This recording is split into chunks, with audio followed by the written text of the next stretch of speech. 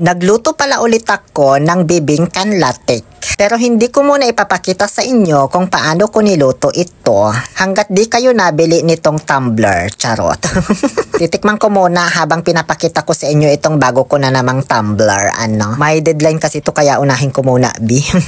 Ang dami na naman kasing nilabas na magagandang design itong kada tumbler. Tapos nag-restock na din sila ng mga sold out na gusto nyong designs. Kaya ayun, pinadalhan na naman tayo. At syempre, ibang design naman na itong pinili ko. Tsaka ibang kulay na rin. Kulay purple. Isa talaga sa pinaka nagustuhan ko dito sa kada tumbler ay yung mga stylish designs nila na ang gaganda talaga. Scratch resistance pa yan kaya hindi basta-basta magagasgas. Rubberized na rin yung ilalim yan kaya hindi maingay kapag ipapatong mo na sa lamesa na yung para bang may tunog lata ganon. May mga extra accessories na rin yan nakasama. Bahala ka na kung gagamitin mo o hindi. Made of stainless steel yung loob niyan at may food grade silicone gasket kaya leak proof at umaabot up to 12 hours ang malamig na tubig. Up to 6 hours naman kapag mainit. May 2 ways to drink din yan kung gusto mong higupin or sipsipin ganon. Perfect ito gamitin para sa mga estudyante, gym goers, travelers, ganyan. Kaya perfect na perfect din itong pamasko. Lalo't may limited offer sila ngayong darating na 11/11. Kaya ano pang inaantay mo dyan, i-click mo na yung yellow basket or yung link na ilalagay ko sa comment section at i-check out or i-add to cart mo na.